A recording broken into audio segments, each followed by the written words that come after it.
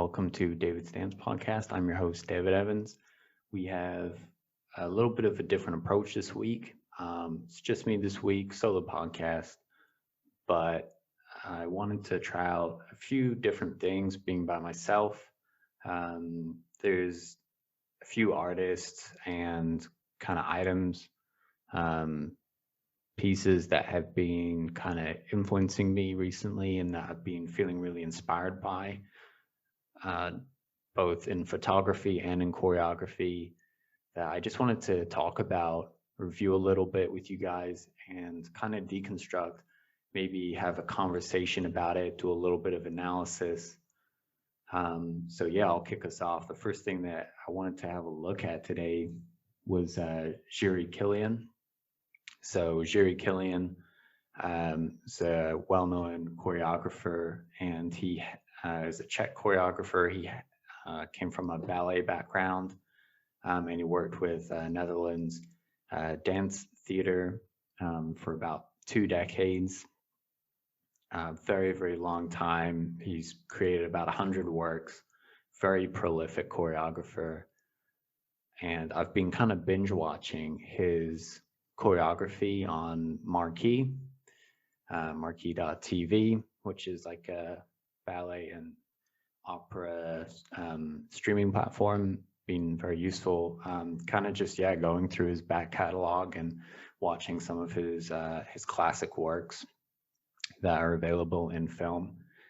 And I've been really drawn to 2 works, Bella Figura and Petite Mort.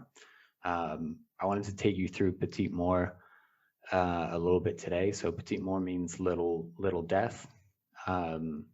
It's just about a 20-minute piece with about 6 dancers. Initially male dancers on stage, and then other female dancers enter, and there's couples and a few duets as well, which is kind of the hallmark of Kylián's style. Is, he's fantastic at duets, and it's something, a kind of choreography that he's really drawn to, and I think he really excels at. So Petite Mort was created in '91, and I think it very, very classical language, but I think it still holds up really well today. And there's a lot of really interesting learnings, I think, for emerging choreographers and people wanting to learn choreography by looking at this piece, especially as I think something Jiří Kylián does really well is that he plays with the kind of classical language of ballet, but then finds little moments and little interesting ways to subvert that language and bring in kind of other choreographic elements, little details that often surprise us, which is a fantastic mix because it's this mixture of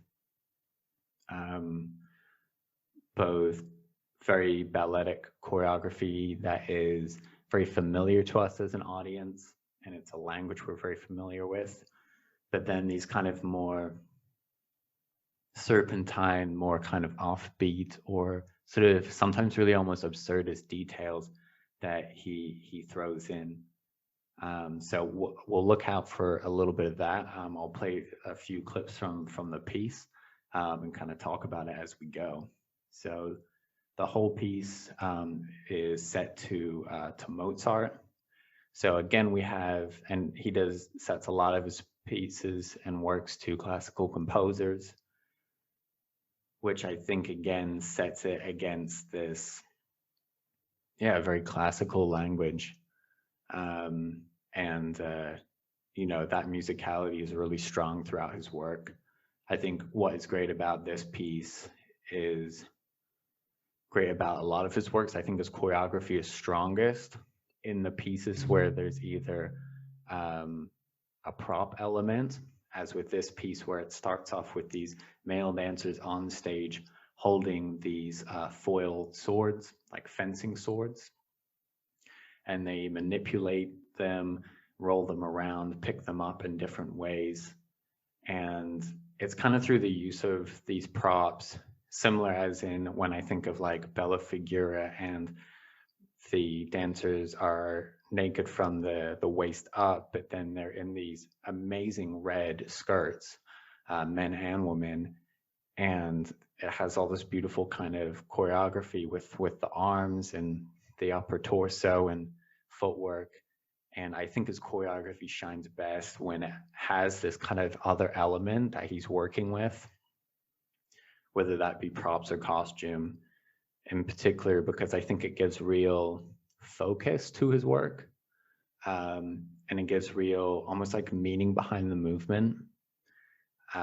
He's such an innovative choreographer. I sometimes get a little bit lost in his works where that focus isn't there. And so sometimes those moments that are very surprising feel sort of random or out of place, and like they lack meaning or lack purpose. But and both of these works, which I think are absolutely fantastic, he finds a way to create these really surprising moments and really beautiful moments that catch us off guard, but in a way that feels directed and full of purpose and not just absurdist.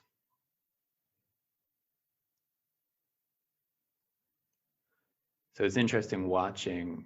I'm watching now these men dance with the swords and playing with holding them at the wrong end, holding them at the pointed end, and seeing how they move, how they pendulum from there, you know. And it's so interesting to play with this traditional symbol of masculinity and warriorship, the sword, but then to take it and handle it not as a weapon, but sort of as a prop with weight and physicality, and then to draw upon those ideas. And that might be a great kind of tool or idea if you're wanting to play with props in your own choreography, is to just forget the function of the item and just play with the weight of the object. You know, how does this object swing in my hands? What is it like to maybe lean on? You know, it might be something as simple as a chair. You know, rather than sitting on it, can you lean on it? Can it swing in your arm? You know, how does the prop almost function as a choreographic object, as a physical object in the space? And how can we move beyond just treating it in the way that we functionally do? And part of that can sometimes be upending it, as he did with the sword in the previous scene. You know, maybe you would take that chair and flip it on its side, and then it becomes almost more like a sculpture that you can play with, a piece of set. So doing these little subversions, you know, these like really small choreographic creative tasks can really set off and really change our relationship with these objects and inspire really new ways of moving and of interacting with them.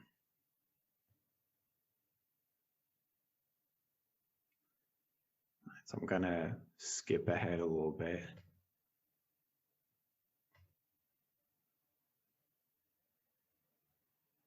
So here we kind of see a series of duets all in unison together, but we see them from, it's floor work that we're seeing from the front.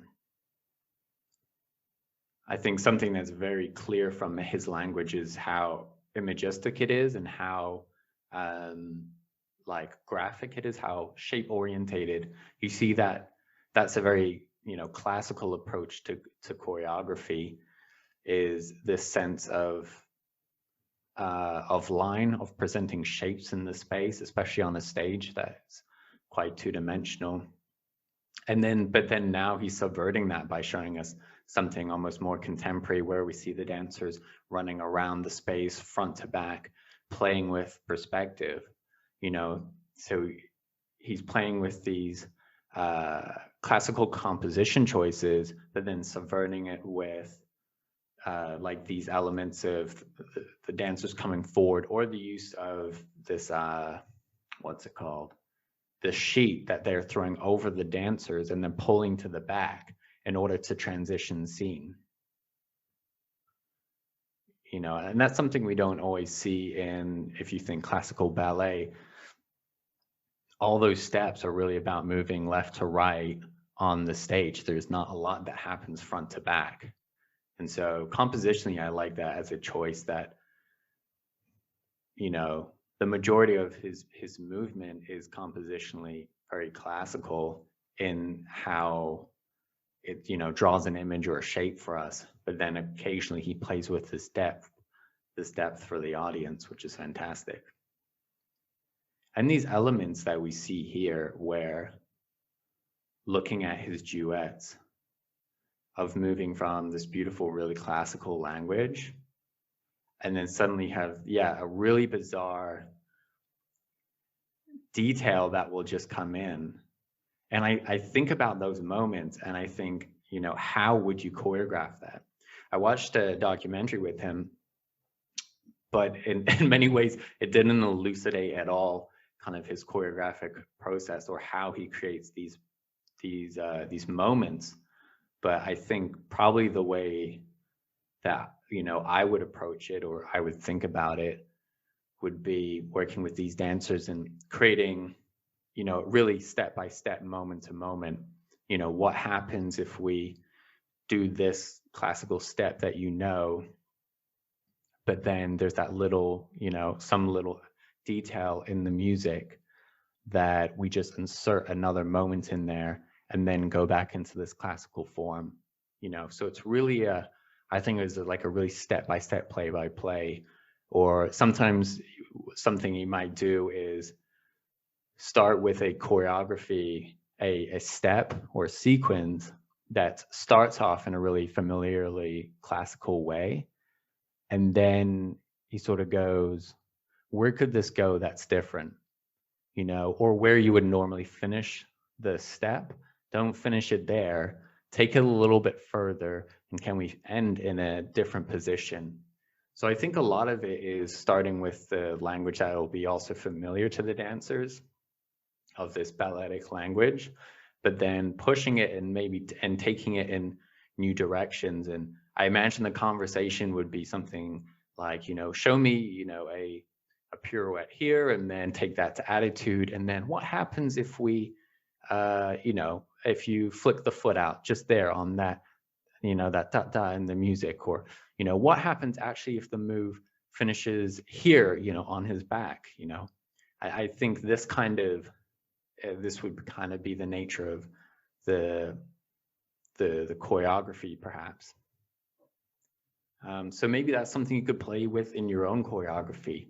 Take steps that you already know, or you and dancer friends who you want to collaborate with already know. And then, you know, take a moment, hit the pause button, say, let's stop there and go, how can we take this in a new direction? How can we make this a variation, only ever so slight, but that will make us see this movement in a fresh and in a new way.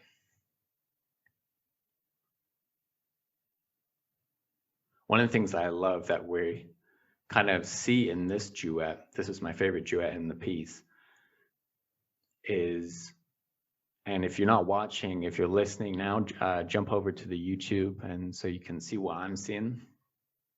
But what I love in this bit of piece right there is how we have these, go from these quite rigid, straight, long, beautiful classical lines to then suddenly this very unclassical kind of serpentine, wavy movements, in particular because it takes the momentum already present in the movements and then goes, hey, how can we flow that through the body in a different way?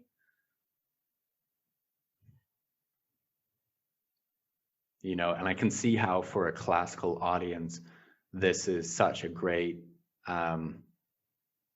almost introduction piece to more kind of out there choreographic ideas, because you have that familiar language, but it is constantly being subverted by these new ideas and things that might be considered, you know, ugly in a traditional classical context. But then he, you know, it's how he weaves it all together that makes it really, really beautiful.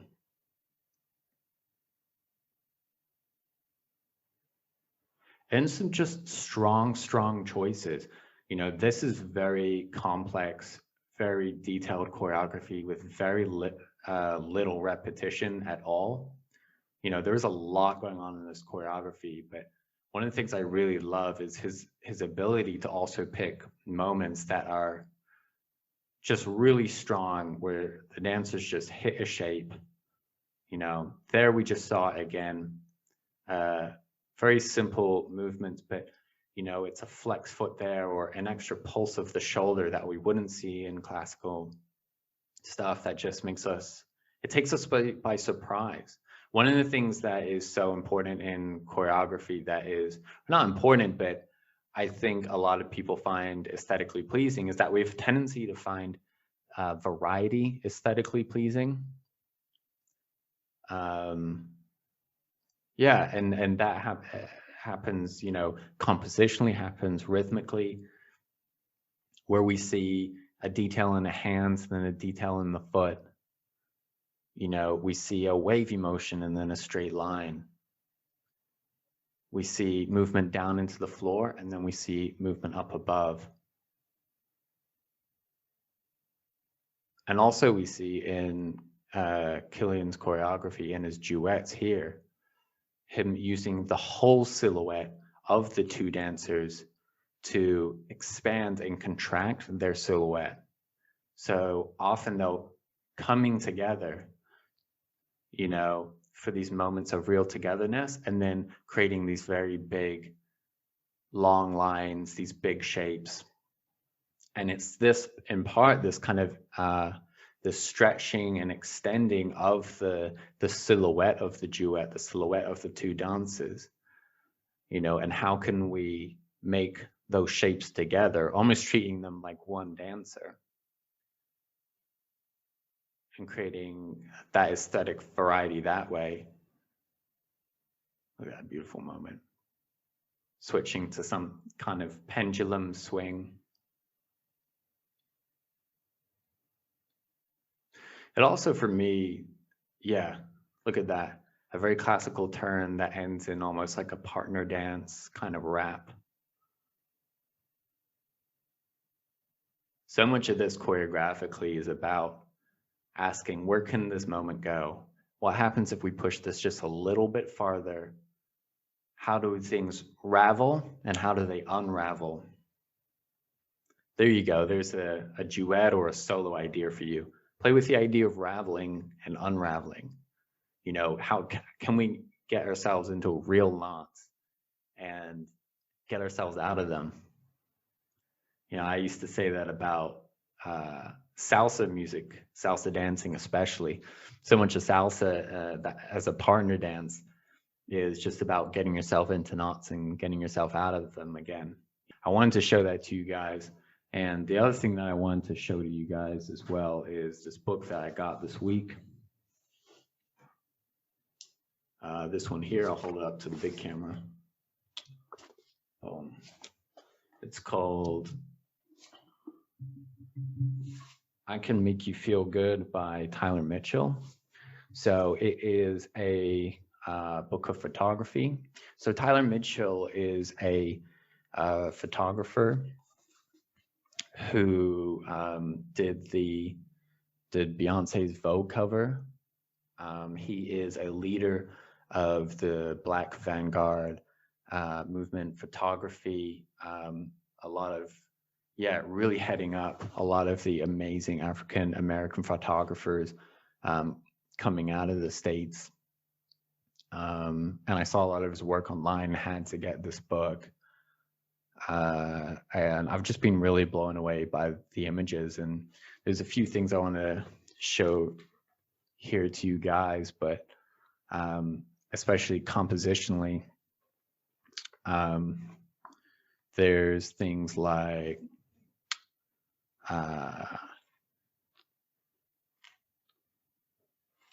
here we go.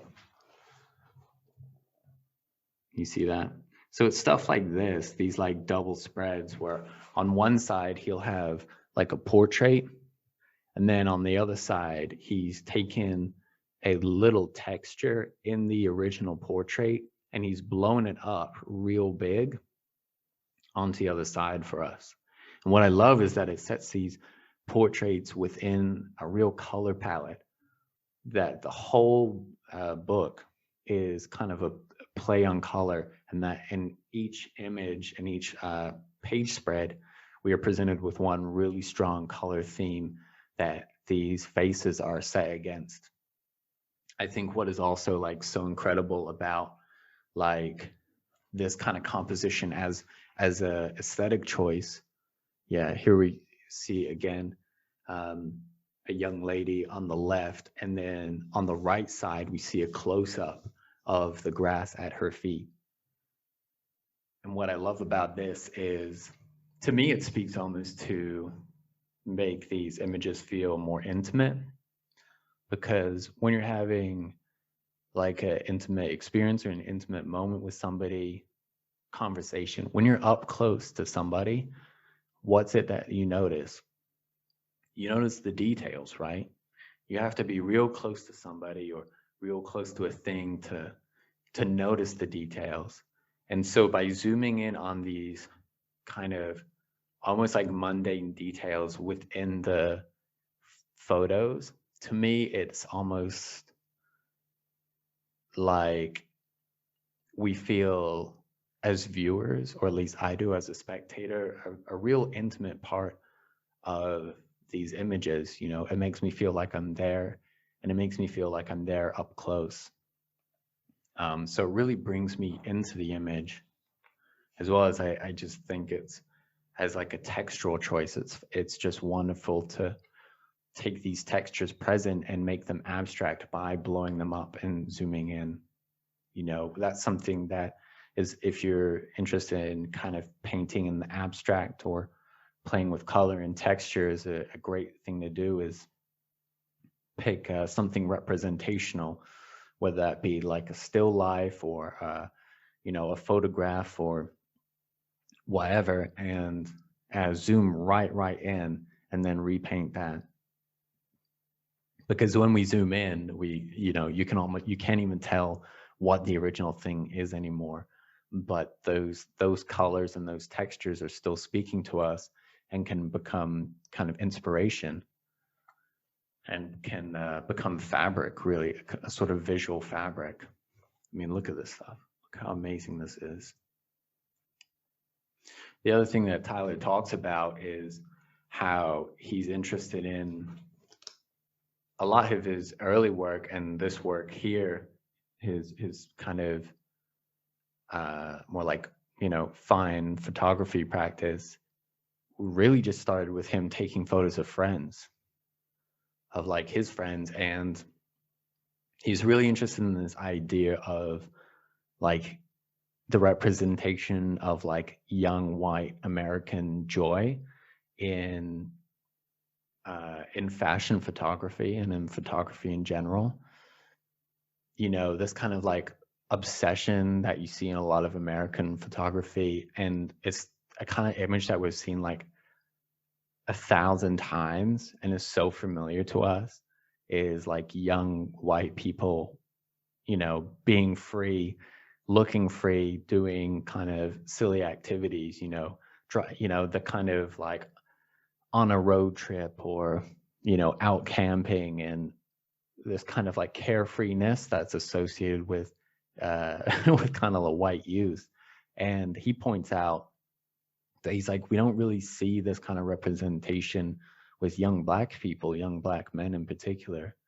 And he sort of, for him, it was, a lot of it was about taking almost that same joy in engaging in frivolous kind of carefree activities that you see in those images of white people, and representing that with his friends, you know, to present a image of young Black people and young Black men as kind of carefree. And, you know, for him, he's like, it's not about representing the world as it is, it's about, you know, representing maybe a world that could be. So it's a very kind of hopeful view of the future. But I was really shocked by this book and shocked by his images, because I realized, yeah, I really haven't seen Black people represented in that way in photography, you know.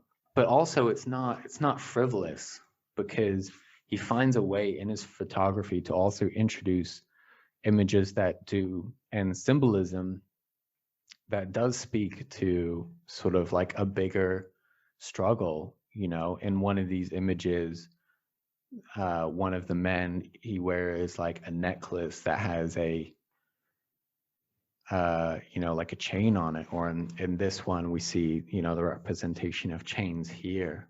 You know, there is little nods to kind of the darker side and the struggle, here we go, of being Black in America. But I think in terms of how he explores that narrative, and he doesn't yell it at us, you know, those narratives are really subtle in his work. And I think it's lovely how these images can be revisited. You know, here again we see a young man with his hands clasped behind his back, you know, which sort of makes us all think back to, you know, George Floyd a year ago. But, you know, and then contrast that with something as carefree here as a picnic, but with these beautiful red hues and this, you know, amazing khaki colors that these models are wearing.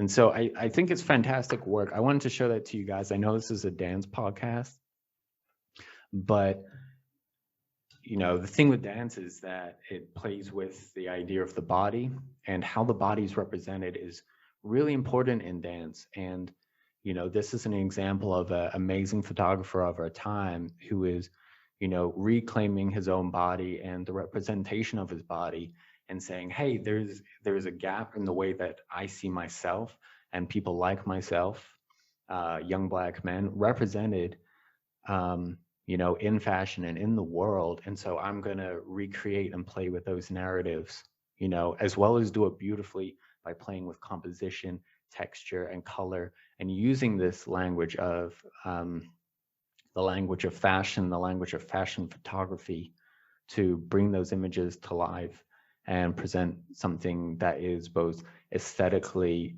triumphant, as well as is also work that is, you know, in dialogue with the culture. So that's everything today. I just wanted to talk about those two artists and tell you guys about what is inspiring me. Hook us up in the comments. Send me a DM on Instagram, Dance Across Mediums. You can email us at Dance Across Mediums podcast. David's Dance Podcast @gmail.com. Or comment on the YouTube. Get on YouTube, watch it, comment, and tell me, you guys, what are the dancers, the choreographers, the artists that are inspiring your dance and your choreography, and getting you guys excited about that stuff. We got some more guests coming up. I'm doing another round of inviting people. So if there's any other guests that you want to hear from, tag them, DM me, and I'll reach out to them. And yeah, we'll hit them up and we'll get them on the podcast. But I wanted to say thank you to you guys, and to you know, all the people who've been listening since day one. Yeah, it's always a pleasure. And if you like what you heard, hit like and subscribe, and we look forward to seeing you next week. All right, peace.